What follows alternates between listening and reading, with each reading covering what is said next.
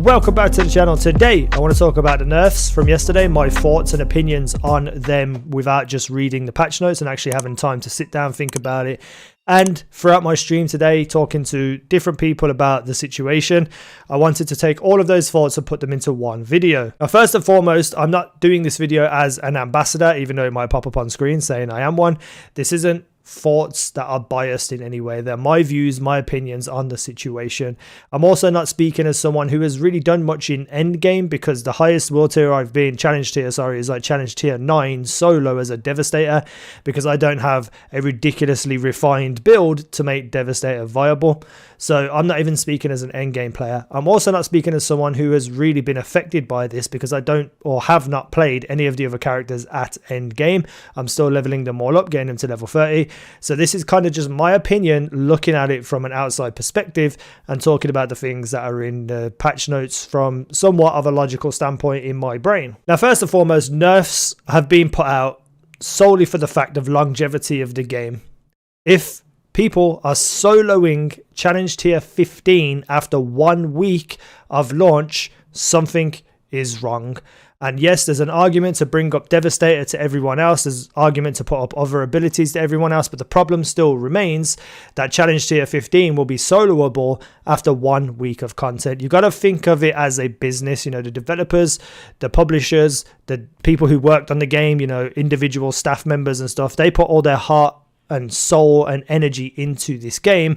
And a lot of money has been invested into this game. And then after 1 week, it's done. Essentially done. Yeah, you could carry on and do other builds and stuff, but essentially all the content has finished. And then that becomes a problem, because it's a bad look for the game. If someone in 2 weeks from now says, oh, I'm thinking about picking up Outriders, what do you think? Well, pay $60 and you'll have it for a week and that's it. That looks bad. So if you nerf the game down, then the end game content becomes more difficult. But I do think one of the things that makes these nerfs worse is that there was no discussion or any kind of open line of communication about potential buffs coming in the future. Even if they had written in those patch notes, we are looking at buffing said abilities, we are looking at buffing Devastator, we are looking at different skill trees and buffing them. If they had said anything like that, even without no concrete evidence, even if they haven't got anything in the works, if they had just said we're looking at other abilities, then I think the intensity and the anger directed at the nerfs wouldn't be as intense. Because then if they say, oh, we're building this up and we might be building out, people can look at it and be like, oh, let me go and farm for builds, because they can carry on farming and they can carry on playing and get ready for all these new buffs that are coming out. Now, the nerfs at the moment are people are kind of like who were on challenge tier 14 and now struggling around challenge tier 10. And I think this is kind of what they wanted the game to be, personally, in my opinion. So say you're on challenge tier 1, right? You're whatever level. Challenge tier 2 is 1 level above you. So you finish that and you keep finishing that over and over until you get enough gear to be able to take on challenge tier 3. And then 4, and then 5, and then 6, and then 7, building up in a very kind of trickle system. But with certain abilities, you could jump from like 5 to 10 or 5 to 9, probably more realistic, and not have to worry about any of the other challenge tiers. And that's a problem, because then half of the content for endgame's gone. So I think they've put it in a place now where they wanted it to be, except they haven't really kind of balanced it, which is a shame, because they really need some balancing. So I haven't done any extensive testing on this, but apparently group play now is completely pointless, because the HP of the enemies triples. There's way more enemies, but the DPS of the 3 actual people in the group doesn't match up to it. It doesn't even double. It doesn't even triple. It's basically bullet sponges all over the place, and then even though they might get through it and kill everyone, they're not really going to get gold, and that's an issue. So I think what they need to do is kind of double the health of all the enemies, keep the DPS the same on the group play, so you know they are a bit bullet spongy, they are a bit tanky, but then extend the expedition times for gold, silver and bronze for group play. Solo could stay exactly how it is in the way that it is, because obviously enemies are more on your level and you don't have to worry about it being too difficult if you have the right builds. So one of the things I said in my chat today was, think about all the rounds abilities on a scale of 1 to 10. The rounds abilities are like a 10, right? Devastator, a normal general Devastator without a super refined build, is about a 5. And then you can put all the other ability skills and trees and stuff at about a 6.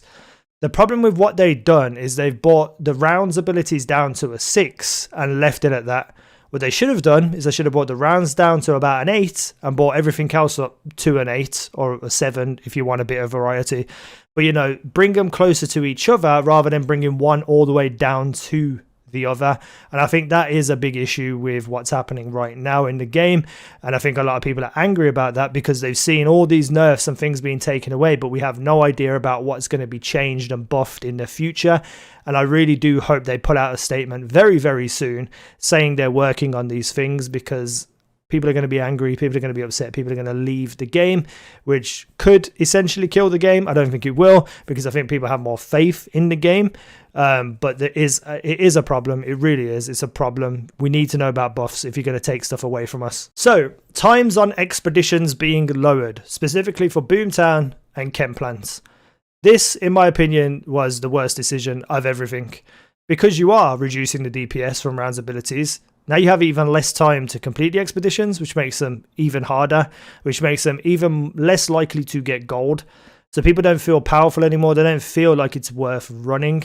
And on top of that, it absolutely cripples a normal, usual Devastator, because we were finding it hard to get to silver, and now it's going to be even worse. We'll probably be stuck in the bronze ratings again, unless you get a super specific Devastator build where you have all the correct items, all the correct mods, all the correct legendary sets and stuff. A normal Devastator can't do the things that anyone can do, so having the time lessened cripples Devastators. So if they're worried about the fact that Chemtown and Boomtown are the two expeditions that people are playing over and over and over again, what they needed to do was maybe shorten the time on them by like a couple of seconds, not in the dramatic way that they did, but every other expedition extend their gold and silver periods and make them slightly easier to attain gold, and then people will want to play them and experience the content that is there in front of them. I think they did the opposite thing that they should have. They should have extended the time on the other ones, made them more accessible, and left Boomtown and Chemplants as they are, or reduce their time very, very, very minimal. I think the changes to vulnerability are a bit extreme. I don't think it needed to be halved, especially for Devastators as well. You know, we relied on vulnerability for a lot of our builds, so I think vulnerability maybe could have been reduced a little bit by like 7% or something, but definitely not half of what it was. There's got to be other ways to fix vulnerability and how it works than just completely just decrease the amount of damage you can do against a vulnerable enemy. And I think last but not least, I just want to say I really do think they need to increase the chances of epics and legendaries from drop pods. You know, even if it's a lower challenge tier, if I'm a challenge tier 7 and I get 2 legendaries in a drop pod drop, then I have to level them up. They're not high enough level for me to go into another expedition. I have to mod them. I have to level them up. So I have to spend my materials, because right now all you need to do is go up to an extra challenge tier, get all the gear, and put all the mods on that you want. You never actually have to use the crafting system, not really, not in the way that it seems to be intended. So allow me to get more legendary drops in lower level drop pods, and then I can dismantle them and get the mods if I don't like the gun, or I can level a gun that I like up and up and up and up with me as I'm going through the expedition challenge tiers. But that can only happen if epics and legendaries are dropping a lot more in lower tier expeditions. But I think just in general, legendaries need to drop more often. Yep, you can do quests, you can choose specific things, or you could go through the whole of the hunt missions, which could take you about 2 hours just to get one legendary. Legendaries need to drop more often from bosses. So bring back that whole farming aspect from the demo that people absolutely loved, so that, you know, when people have some downtime or some casual time, they can just go and farm and hopefully get a legendary. Because the issue is simple. You know, there's going to be hardcore grinders, content creators, people who just really want to get head first into endgame content, get as powerful as possible. But the majority of people are going to be casual players, which means they won't really do expeditions probably for like another month, you know, if they're just taking it slowly, doing, you know, a couple of hours a day, leveling up and such things. And then the problem remains is that they're not getting any legendaries because the drop rate is awful. Even on like world tier 13, I killed Chrysaloid 100 times yesterday on world tier 13. Well, I put the video up yesterday and I didn't get a single legendary. So what about these people who are just staying on world tier 6? They're not going to get anything cool, they're not going to get anything unique, anything different, and then they might get bored of the game. So I think overall the kind of legendary drop rate needs to be hauled and made a bit better, a bit easier for people to experience the unique content. Times on expeditions need to be kind of just balanced and fixed. I don't think the nerfs to the rounds ability would be as bad if they spoke about or had plans to buff other parts of the game, and it's just a shame that they didn't announce that. And yeah, just group play needs a lot of work, whether it's connection or just, you know, reducing the health of enemies. There's just little things that they need to do to balance it out, and I have every faith that they probably will. They just need to be quick about it, they need to be open about it, they need to be vocal about it and tweet things out, like saying we're doing this, we're doing that, we're doing this, just to keep the people in the community calm and informed. That's just my opinion though. I'm not speaking on behalf of anyone other than myself. If you have some different thoughts, if you have some comments, if you want to be respectful and have a conversation, I will meet you down below in those comment section. If you're going to leave hate and just be idiotic, you will be removed from the channel. Hit the like button, comment, subscribe, Twitter, blah blah. Thank you for watching. I've been easynow. You guys have been awesome.